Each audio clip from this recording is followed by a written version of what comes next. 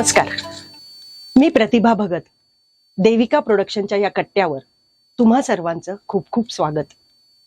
21 जून international yoga day, जागतिक योग दिनाच्या तुम्हा सर्वांना खूप खूप शुभेच्छा.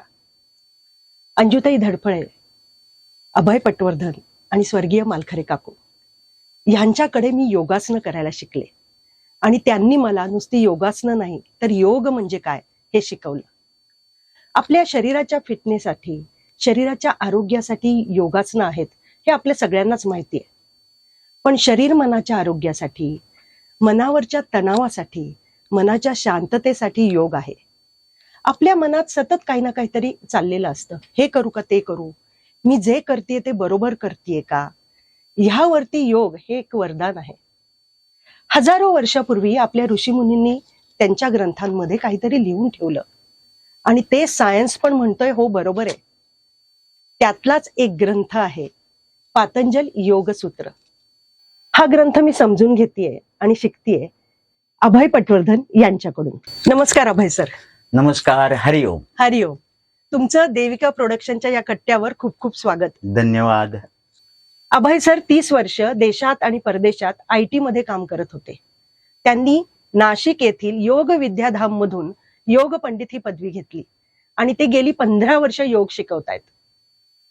तर अभय सर, तुमचा IT ते योग शिक्षक, योग पंडित हा प्रवास कसा काय झाला? बेसिकली मी IT मध्ये होतो आणि IT मध्ये राहायचो. मग त्याच्यामध्ये ना वेळ, ना काळ, ना कुठलीही बंधनं, कुठल्याही गोष्टीला रात्री बेरात्री काम करायला लागायचं. खाण्याच्या वेळा नाहीत. त्यामुळे त्याचा सगळ्याचा विपरीत परिणाम हा माझ्या शरीरावरती व्हायला लागला. बसण्याचं पोश्चर व्यवस्थित नाही. मी अंजलीताईंकडे जायला लागलो. त्यांचा स्वभाव सुंदर, शिकवणं खूप छान, तुम्हालाही माहितच आहे. त्यामुळे त्या ह्याच्यामध्ये मला त्या एका महिन्यातच खूप इम्प्रुव्हमेंट जाणवायला लागली आणि मला असं लक्षात आलं की आपण जर योग केला तर आपली ही सगळी जी दुःख आहेत ही नाहीशी व्हायला नक्की मदत होणार आहे. तर त्यांनाच मी विचारलं की मी काय करू. तर त्यांनी सांगितलं की मग योग विद्याधाम नाशिक यांच्या इथनं तुम्ही योग सगळं शिकू शकता, तर तिथे शिक. मी तिथे शिकायला लागलो. योग विद्याधामच्या 7ही परीक्षा ह्या पूर्ण केल्या आणि योग पंडित पर्यंतचा माझा प्रवास झाला. मग मी शिकवायला सुरुवात केली आणि मग तो जो आहे की IT पासून योग साधक आणि योग साधक पासून योग शिक्षक पर्यंत. म्हणजे अभय सरांची पाठ दुखायला लागली आणि त्यांनी योगासनापासून सुरुवात केली. माझे पण गुडघे दुखायला लागले आणि मी योगासनं करायला लागले. पण योगासनापासून आपण योग शिकायला लागलो. बरोबर. तर ते पातंजल योगसूत्र म्हणजे काय? बरोबर, छान. पातंजल योगसूत्र म्हणजे हा एक ग्रंथ आहे जो पतंजली ऋषींनी लिहिला आहे. बरा हजारो वर्षापूर्वी लिहिलेला आहे.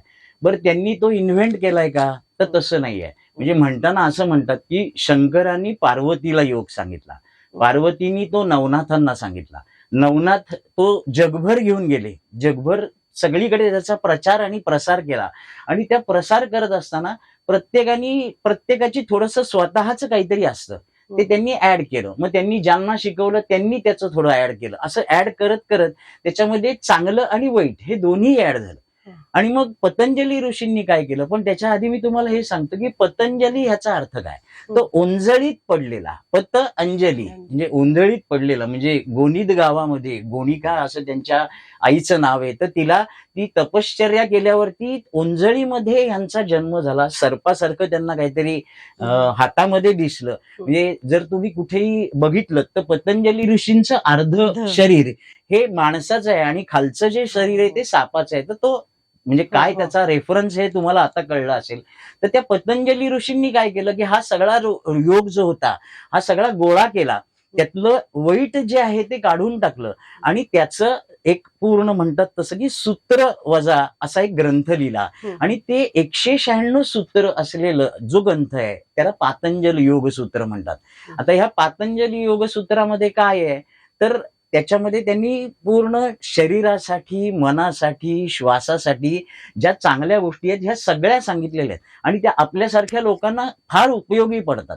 हा त्यांनी जो ग्रंथ लिहिलेला आहे हा ग्रंथ सगळेजण योगाचा बेस ग्रंथ म्हणून वापरतात.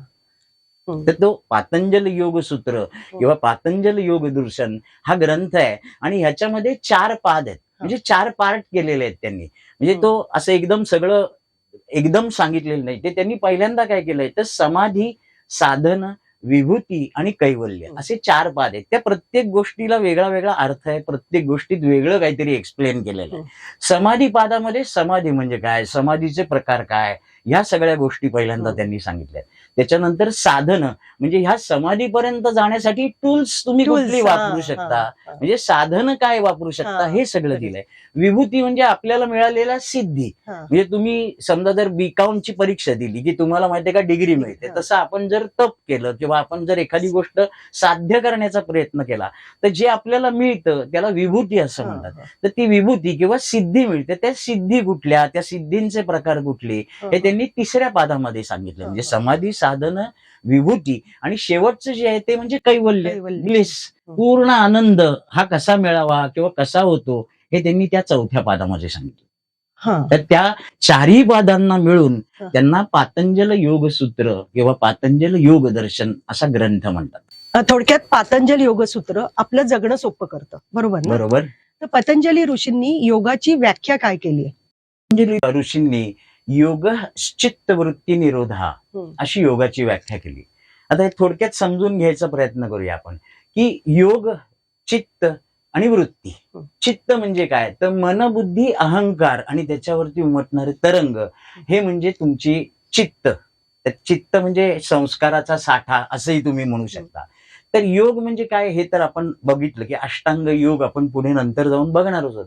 पण निरोध म्हणजे काय तर तो दाबून टाकणे असा त्यांना अर्थ अपेक्षित नाहीये, तर त्याच्यावर कंट्रोल मिळवणं हा अर्थ त्याच्यामध्ये त्यांना अपेक्षित आहे. तर योगश्चित्त वृत्ती निरोधा. आता वृत्ती म्हणजे काय तर मनावर उठणारे तरंग, म्हणजे वेगळे वेगळे प्रकार आहेत त्याच्यामध्ये, की त्या वृत्तींचे 5 प्रकार त्यांनी सांगितलेत. कुठले कुठले सांगितले तर प्रमाण, विपर्यय, विकल्प, निद्रा आणि स्मृतया. आता ह्याच्या खूप डिटेलमध्ये आपण जायला करू, पण एखादी गोष्ट की आपल्याला ते प्रमाण आहे का नाही, म्हणजे काय आहे की आपण असं लांब वरती कुठेतरी आपल्याला समजा जर का धूर दिसला की आपल्याला काय असं वाटतं अरे आग लागली, तर ती कदाचित आग लागलेली नसते, काहीतरी तिथे शेकोटी पण केलेली असू शकते. तर असे जे गैरसमज वगैरे आहेत तर ते कसे दूर करायचे, त्याच्या वृत्तींवरती कसा परिणाम होतो, आपल्या मनावर कसा परिणाम होतो, ह्या सगळ्या गोष्टी त्यांनी त्या योग चित्त वृत्ती निरोधा, तर त्या सगळ्या गोष्टींवरती कंट्रोल आणणं हे म्हणजे योग असं त्यांनी सांगितलेलं नाही की ते आपल्याला एखादी उर्मी झाली म्हणजे उर्मी तर दाबून टाकली तर ती आणखीन उफाळून वर येते. तर तसं न करता शांतपणे त्याला समजावून, गोंजारून, अंजारून, आपण जसं लहान मुलाला वगैरे समजावून सांगतो ना तसं आपल्या मनाला तसंच समजून सांगून ते शांत करायचा प्रयत्न करायचा, म्हणजे योग हा चित्त वृत्ती निरोधा. सांगितलं चित्त म्हणजे मन, आणि माझं मन कुठेतरी धावतंय, काहीतरी विचार करतंय, कोणीतरी काहीतरी बोललं की मला दुःख होतं, राग येतो, कधी कधी आनंद होतो, बरोबर आहे ना? तर ह्या झाल्या वृत्ती, काहीतरी जुनं आठवतं, स्मृती, आणि त्याच्यातून परत राग, आनंद, दुःख ह्या भावना हे होतात. या भावनांमुळे म्हणजे विचारांच्या भावनांमुळे सुद्धा माझं मन अशांत होतं. तर हे अशांत मन शांत कसं करायचं आणि त्याच्यावरती कंट्रोल कसा आणायचा? छान.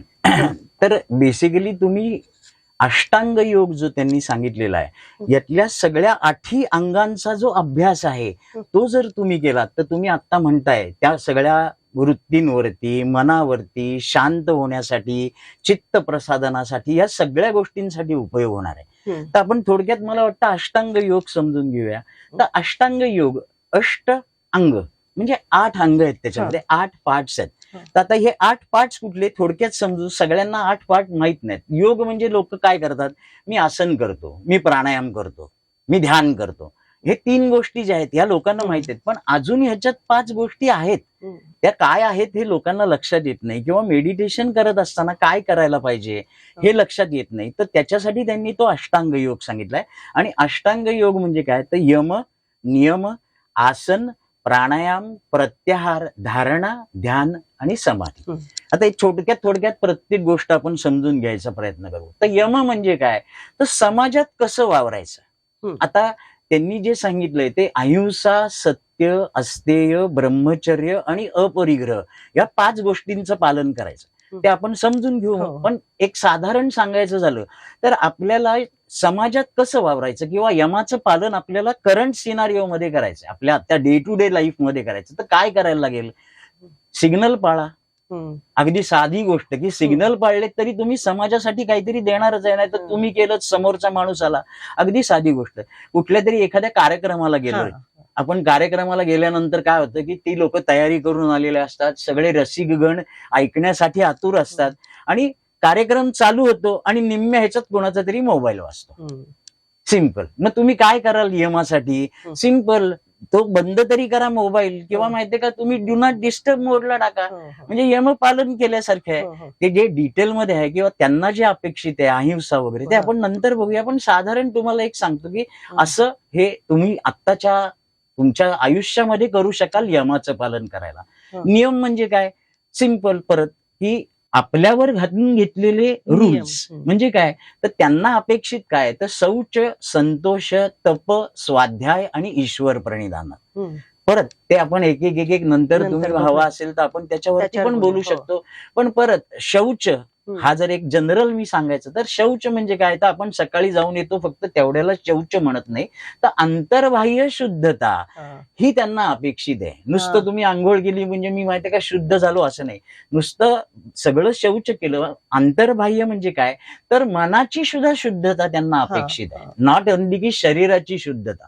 तर याच्यामध्ये शौच, संतोष, तप, स्वाध्याय, ईश्वर प्रणिधानात आणि स्वतःवर घालून घेतलेले नियम. करंट सिनारिओ मध्ये कसं बघायचं, तर मी रोज योग करीन हा. किंवा एखादी गोष्ट तुम्ही ठरवलेली असेल तर ती सतत करीन.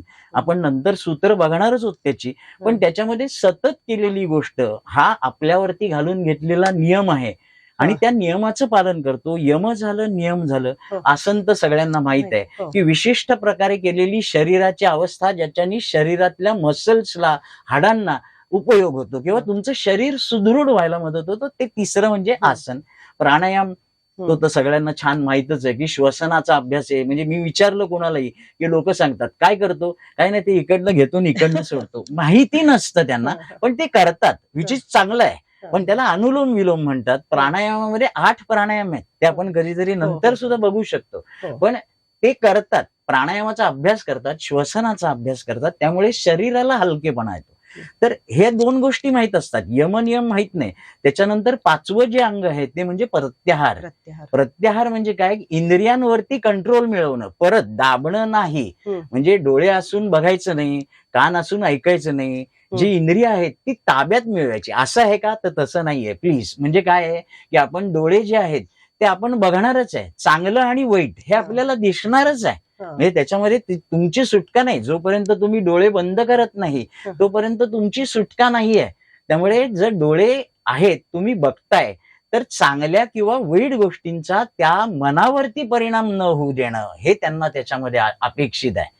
अगदी साधी गोष्ट म्हणजे इंद्रियांवरती कंट्रोल, त्याला प्रत्याहार असं म्हणतात की प्रत्येक इंद्रियाला प्रति आहार देणे. तर तो प्रत्याहार साधणं म्हणजे 5वी ही आवृत्ती आहे. त्याच्यानंतर येतं म्हणजे धारणा, ध्यान आणि समाधी. म्हणजे सगळ्यांना मेडिटेशन माहित आहे. धारणा ही मेडिटेशन स्टार्ट आपण जिथनं करतो ती अवस्था आहे, म्हणजे कॉन्सन्ट्रेशन. एखाद्या कुठल्या तरी गोष्टीवरती कॉन्सन्ट्रेशन करायचं. त्याच्यानंतर धारणा झाल्यानंतर ध्यान लागतं. म्हणजे ध्यान म्हणजे काय, तर बेसिकली डीप कॉन्सन्ट्रेशन, पूर्ण तुमचं त्याच्याकडेच लक्ष असतं. ती वस्तू आणि मी या 2च गोष्टी या पृथ्वी तलावरती अस्तित्वात आहेत हे मला कळणं म्हणजे ध्यानाला लागणं. म्हणजे अगदी याच्यात उदाहरण सांगायचं झालं तर मला वाटतं, म्हणजे मी पेरुगेट भावे स्कूलचा विद्यार्थी आहे. 3ऱ्या मजल्यावरती बसायचो, मला खिडकी दिसायची, खिडकीतनं आंब्याचं झाड दिसायचं, त्या आंबे लागलेले असायचे, माझं लक्ष त्या आंब्याकडे असायचं. मी बरेच वेळेला आमच्या सरांचा खडू खाल्लेला आहे. म्हणजे पूर्वीच्या काळी खडू मारायची सवय होती, तर ते असे खडू मारून कुठं ध्यान लागलं ते त्यावेळेला होतं की त्या आंब्याकडे होय किंवा काय तो आंबा आणि मी, एवढ्या 2च गोष्टी मला दिसायच्या, बाकीच्या दिसायच्याच नाही. तर हे म्हणजे ध्यान. धारणा, ध्यान आणि मग समाधी म्हणजे काय, टोटल ब्लिस, काहीच नाही, मी त्या परमात्म्यामध्ये विलीन झालोय, ही अवस्था. तर ह्या 8ही गोष्टी ज्या आहेत ह्याला अष्टांग असं म्हणतात. आणि ह्या प्रत्येकाचं त्यांनी डिटेलमध्ये वर्णन केलेलं आहे की काय करायचं, कसं करायचं, धारणेनी सुरुवात कशी करायची, कुठलं सब्जेक्ट घ्यायचं, ध्यान कसं लागलं पाहिजे, समाधी तुमची अवस्था म्हणजे काय. आता समाधी अवस्थेचं एखाद्या माणसाने समजा जर वर्णन केलं किंवा मला समाधी लागली बरं का, आणि त्यांनी जर वर्णन केलं तर ह्याचा अर्थ त्याची समाधी लागलेली नाही असं समजायला पाहिजे, कारण तुम्हाला समाधी अवस्थेत समजणारच नाही काही, किंवा हा. त्यांना ते अपेक्षित आहे. त्यामुळे ते वर्णन जे आहे त्यांनी केलेलं जरी असलं तरी सुद्धा ती समाधी अवस्था ही प्रत्येकाची प्रत्येकालाच येते आणि प्रत्येक जण ती अनुभवतो. तर यमापासून सुरुवात करून आपण अगदी शेवटपर्यंत म्हणजे समाधी समाधीपर्यंत, अवस्थेपर्यंत हो. जातो, हे त्यांनी अष्टांग योगामध्ये समजून सांगितलंय. आणि तुम्ही म्हणालात ते मन धावतं, हा. चित्त प्रसन्न करणे, सगळ्या गोष्टी ह्या 8 ह्याच्यातनं नक्की होऊ शकतात. हो. म्हणजे हे सगळं कळतं, हे सगळं केलं की माझं मन शांत होणार आहे. हम्म. पण कळतं 4 दिवसच होतं, पण वळत नाही, नंतर होतच नाही. काय बरोबर. करायचं? याच्यामध्ये कसं आहे की तुम्ही म्हणालात ते अगदी बरोबर आहे की 4 दिवस होतं, म्हणजे हो. 1 जानेवारीला लोक ना अगदी तयारीने हा, येतात, correct. सुरुवात करते, हे छानपैकी माहितीये का, ते आजपासून मी करणार वगैरे वगैरे. किंवा आणखीन एक सांगायचं झालं तर नवीन वर्षापासून सुरुवात करणार म्हणून सांगतात. 1 तारखेला सुरुवात करतात, त्यातले काही जण लगेच पोस्ट टाकतात व्हॉट्सअपला की आमचं नवीन वर्ष पाडव्याला. म्हणजे सिंपल जर बघायला गेलं तर मी पाडव्यापासून सुरुवात करणार, म्हणजे काहीतरी एक रिझन त्यांना हवं असतं की मला करायचं नाही किंवा माझ्याकडनी होत नाही, आणि मग ते थांबतात. म्हणजे 1 जानेवारीला करायचं, 2 जानेवारीपासून सोडून द्यायचं, असं अजिबात करायचं नाही. तर त्यांनी त्याच्यासाठी ना ती पण म्हणजे प्रत्येक गोष्टीसाठी 196 सूत्रांमध्ये सूत्र आहेत. तर ह्याच्यामध्ये त्यांनी काय केलंय, तर एक सूत्र म्हणजे तुम्हाला सांगतो की अभ्यास वैराग्याभ्याम तन्निरोधा. म्हणजे कसा करायचा अभ्यास, म्हणजे ह्या वृत्तींवरती तुम्ही जे मगाशी म्हणत होता त्या वृत्तींवर कंट्रोल कसा येईल हे त्यांनी सांगितलं. तन्निरोध हा, की त्याच्यावर निरोध कसा येईल. तर अभ्यास आणि वैराग्य ह्या 2 गोष्टींचं जर तुम्ही पालन केलं किंवा त्याचा अभ्यास केलात किंवा ते पाळलं तर त्याच्यावरनं तुम्ही माहितीये का करू शकता. आता अभ्यास म्हणजे काय, सिंपल स्वाध्याय रोज करायलाच पाहिजे. आणि त्याच्यानंतर वैराग्य म्हणजे काय, तर जे तुम्ही करताय की आता मी आज केलं, म्हणजे मी योग ज्या वेळेला माझ्याकडे लोक येतात की मला योग करायचा आहे असं सांगितलं किंवा मी योग वर्ग जॉईन करतोय, तर लगेच मला दुसऱ्या दिवशी वाटतं की मला याचा फायदा कधी होईल किंवा माझी पाठदुखी कधी थांबेल किंवा मला माहितीये का आता म्हणजे आता डायरेक्टली मी हवेत कधी उडायला लागेल, ते काय मला आजपर्यंत तर काय दिसलेलं नाहीये. त्यामुळे मला योग कधी साध्य होईल असं विचारतात.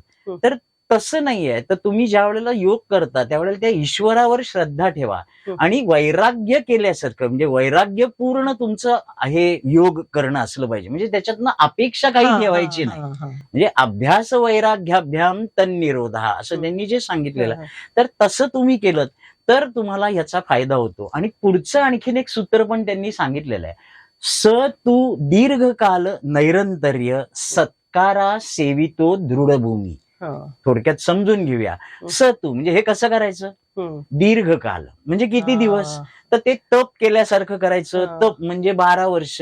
एक जर का आपण जर बघितल्या तर आपल्याला सिद्धी ज्या आहेत त्या 8 सिद्धी आहेत, 8 सिद्धी आहेत. म्हणजे आणिमा, लहिमा, गरिमा म्हणजे छोटं होणं, मोठं होणं, भिंतीतनं जाणं, पलीकडचं ऐकू येणं. आता मी अगदी डिटेलमध्ये जात नाही, पण 8 सिद्धी आहेत. तर 12 वर्षात 1 सिद्धी प्राप्त होती. 12 8 96. त्याच्यानंतर एक 12चं तप केलं तुम्ही की 108. म्हणजे 108चं महत्व इथे सुद्धा तुम्हाला सांगता येऊ शकेल. तर 108 वर्ष केल्यानंतर खरं म्हणजे आपल्याला त्या 8 सिद्धी प्राप्त होणार आहेत. मग आता किती 8 दिवस केल्यानंतर आपल्याला थोडं जर बरं वाटलं, त्या 8 सिद्धी तर जाऊच दे, पण आपल्या शरीराला बरं वाटलं, मनाला बरं वाटलं तरी बास आहे. पण ते लगेच लोक दुसऱ्या दिवशी विचारतात. तर दीर्घकाल करायचंय. तू दीर्घकाल म्हणजे विचारू नका. आणि वैराग्यपूर्ण आधीच सांगितलेलं आहे की त्याच्यातनं अपेक्षा ठेवू नका, कर्म करत राहा. कृष्णाने हेच सांगितलंय. तर त्याच्यामध्ये तुम्ही अभ्यास करत राहा, तुम्हाला नक्की त्याचा फायदा मिळणार आहे. पण दीर्घकाल करायला लागते. आज केलं उद्या लगेच, म्हणजे लोकांना सांगितलं की हे आसन केल्यानंतर तुमची कंबर कमी होते. मला वाटतं तुम्ही आसन करताना ऐकलंच असेल. तर त्याच्यावरती लगेच दुसऱ्या दिवशी टेप काढून मोजतात. तर असं काही लगेच होत नाही. आणि इस्पेशली माहितीये का, बायकांना हे सांगितलं तर मला वाटतं लगेच त्या करायला सुरुवात करतात. पण ते दीर्घकाल करायला पाहिजे. योग ही क्रिया अशी नाहीच आहे की आत्ता केलं लगेच मिळालं. त्याला कितीतरी वर्ष प्रॅक्टिस करायला लागते. पण दीर्घकाल करायचं. आपल्याला शरीर मनाला बरं वाटलं तरी निरंतर करायचं, नैरंतर्य. 365 दिवस मला एक्सपेक्टेडच नाहीये. कारण काही ना काहीतरी आपण सोसायटीमध्ये राहतो, काहीतरी कारण निघतं, कुठेतरी आपल्याला जायचं असतं, काहीतरी आपला दुसरा पण हे असतो. पण 365 मधले 300 दिवस तर आपण नक्कीच करू शकतो. मग 300 दिवस मी करीन असं तुम्ही करा, म्हणजे आपल्या मनालाही बरं वाटतं आणि आपलं माहितीये का साध्य पण होतं. म्हणजे नैरंतर्य हे 300 दिवसापर्यंत असलं, तुम्हाला 365 दिवस दिसलं जमलं तर फारच छान, काही प्रॉब्लेमच नाही. पण ते प्रॅक्टिकली पॉसिबल होत नाही, म्हणून आपण 300चं जरी टार्गेट ठेवलं तरी सुद्धा मला वाटतं चालेल. दीर्घकाल नैरंतर्य सत्कारा सेवितो दृढभूमी, सत्कार केल्यासारखं करायचं, आदरपूर्वक करायचं, म्हणजे त्याच्यावरती पूर्ण विश्वास ठेवायचा. खूप मला ह्याच्यातनं काहीतरी मिळणार आहे हे मला माहितीये का सतत मनाला सांगत जायचं. सेवा केल्यासारखं करायचं की मी तुझी सेवा करतोय आणि मग नंतर मिळणारच आहे. म्हणजे मी देवाकडे ज्या वेळेला जातो त्यावेळेला थँक्यू म्हणायला जातो, काही मागायला जात नाही, कारण तो देणारच आहे हे आपल्याला माहितीच आहे. त्यामुळे माहितीये का कशाला त्याच्याकडे मागायचं, पण थँक्यू मात्र नक्की म्हणायला पाहिजे. म्हणजे हेच की सेवा केल्यासारखं, सत्कार केल्यासारखं. आणि त्याच्यानी काय होते की तुमची योग ही जी विषयक भूमी आहे ती दृढ होते असं त्यांनी सांगितलेलं आहे. म्हणजे 2 गोष्टी की अभ्यास वैराग्याभ्याम आणि स तू दीर्घकाल नैरंतर्य, ह्या दोन्ही गोष्टी तुम्ही पाळल्यात तर तुम्ही म्हणता तसं सगळ्या गोष्टींवरती नियंत्रण येऊ शकतं. पण अजून माझं मन शुद्ध व्हायला, माझी बुद्धी चांगली व्हायला अजून मी काय केलं पाहिजे? त्यांनी एवढं सगळं लिहून ठेवलेलं आहे. मी आणखीन वेगळं काय सांगायचं, तर त्यांनी ह्याच्यासाठी चित्त प्रसादन असं, म्हणजे तुम्हाला आता तुमची पुढची पायरी गाठायची, तर शरीर चांगलं आहे, व्यवस्थित आहे, सगळं आसन बिसन होतंय, पण मला आणखीन प्रसन्नता हवी आहे, आणखीन आनंद हवाय, तर त्याच्यासाठी मग आपण काय करायला पाहिजे हा साधारण तुमचा प्रश्न आहे. तर चित्त प्रसादनासाठी त्यांनी एक सूत्र छान समजून सांगितलंय. आपण घेऊन ते सूत्र समजून घ्यायचा प्रयत्न करू, म्हणजे तुम्हाला लक्षात येईल की मला आणखीन पुढे करायचं असेल तर काय करायला लागेल. ह्या सगळ्या शरीराच्या आणि आपल्या अवस्था वगैरे त्या झाल्यात, मनाच्या अवस्थाही आपल्या शांत झाल्यात असं म्हणायला हरकत नाही. पण आणखीन जेव्हा मी माझ्या मनाने दुसऱ्याला एखाद्या गोष्टीवरती प्रतिक्रिया देते, त्या प्रतिक्रिया काय द्यायच्या ह्या त्यांनी सांगून ठेवलेल्या आहे. मैत्री करुणा मुदितोपेक्षाणाम सुख दुःख पुण्या पुण्य विषयानाम भावना तश्चित्त प्रसादनम असं त्यांनी सांगून ठेवलंय. म्हणजे आता काय की ह्याच्यामध्ये मैत्री करुणा मुदित, त्याच्यानंतर उपेक्षा, या सगळ्या गोष्टींकडे तुम्ही कसं पाहायला पाहिजे, म्हणजे सुखाने पाहायला पाहिजे का दुःखाने पाहायला पाहिजे, ह्या सगळ्या गोष्टी त्यांनी सांगितल्या चित्त प्रसादनाच्या साठी. म्हणून त्यांनी सांगितलंय की जिथे सुख आहे तिथे मैत्री रूपी तुमचा सहभाग पाहिजे, जिथे दुःख आहे तिथे तुमचं सहानुभूती पाहिजे असं त्यांनी ह्या सूत्रामध्ये सांगितलं. म्हणजे तुम्ही जे विचारलं की चित्त प्रसादन, की एखाद्याला समजा जर का ह्याच्यात एक उदाहरणच घेऊ आपण की शेजारच्यांनी लॉटरी खरेदी केली, सिंपल, की लॉटरीची खरेदी केली आणि त्याला 1 कोटीचं प्राइज लागलं, तर तुम्हाला माहितीये का त्याच्यातनं आनंद झाला पाहिजे. तिथं त्यालाच का, मला का नाही असं वाटलं नाही पाहिजे. बरं नंतर थोड्या वेळाने तुम्हाला माहितीये का कुणीतरी येऊन सांगतं त्याचं ना ते तिकीट आहे ना ते हरवलंय, मग तुम्हाला आनंद नाही झाला पाहिजे, तुम्ही माहितीये त्याच्या दुःखामध्ये सहभागी झाला पाहिजे. म्हणजे ह्याच्यामध्ये तेच आहे की जिथे दुःख आहे तिथे तुमची करुणा असली पाहिजे, त्याच्यानंतर तुमचा जो सहभाग आहे तो पूर्ण पाहिजे. म्हणजे एखाद्यानी समजा जर का फॉर एक्झाम्पल रील केलं आणि त्याचं रील एकदम व्हायरल झालं, तर त्याला जाऊन थँक्यू म्हणा किंवा त्याला सांगा की तुझं अभिनंदन आहे, अरे क्या बात आहे, तर ते आणि मनापासून येऊ द्या असं त्यांनी सांगितलं की ह्या ज्या गोष्टी आहेत ह्या मनापासून आल्या पाहिजेत. वरवरच्या जरी असतील तर त्याच्यासाठी म्हणून प्रॅक्टिस करताना काय करायचं, आपल्या मनात नसलं ना तरी त्याला ते कॉंग्रॅच्युलेशन म्हणायचं. म्हणजे हे जे प्रकार आहे की मैत्री करुणा मुदितोपेक्षाणाम सुख दुःख पुण्या पुण्य विषयाणाम, म्हणजे ह्याच्यामध्ये काय आहे की पुण्य जिथं आहे तिथं तुमचा सहभाग पाहिजे. पुण्य चालू आहे आणि तुम्ही निघून गेलात, उपयोग काय, तुम्हालाही त्या पुण्याचा वाटा मिळणार नाही. पण त्याच्यासाठी करताय का, नाही, तुमच्या चित्त प्रसादनासाठी करताय. त्यामुळे पुण्य जे आहे तिथे तुमचा सहभाग पाहिजे, पुण्य. त्याच्यानंतर मग त्याच्या पुढे जर पाप असेल तर त्याच्याकडे तुम्ही अजिबात लक्षच द्यायचं नाही, त्याच्याबद्दल उदासीनता पाहिजे आणि त्याचं अनुकरण तर अजिबातच करायचं नाही, हे त्यांनी सूत्रामध्ये सांगितलंय. म्हणजे आसन झाले, प्राणायाम झाले, मन शांत झाले, आता चित्त प्रसादनासाठी या सगळ्या गोष्टी की मैत्री करुणा आता जे सांगितलं तर ह्या सगळ्या गोष्टी. आणि जिथे मी मगाशी म्हणलं तसं की ह्याच्यामध्ये ना तुम्हाला वाटलं जरी नाही तरी सुद्धा तुम्ही त्यांना माहितीये का कॉंग्रॅच्युलेशन्स म्हणा. हा, हा. आपल्याला जरी का अगदी सुख झालं नाही तरी सुद्धा कॉंग्रॅच्युलेशन म्हणा. हा. करुणा वाटली नाही तरी सुद्धा हा. करुणा वाटल्याचं दाखवा.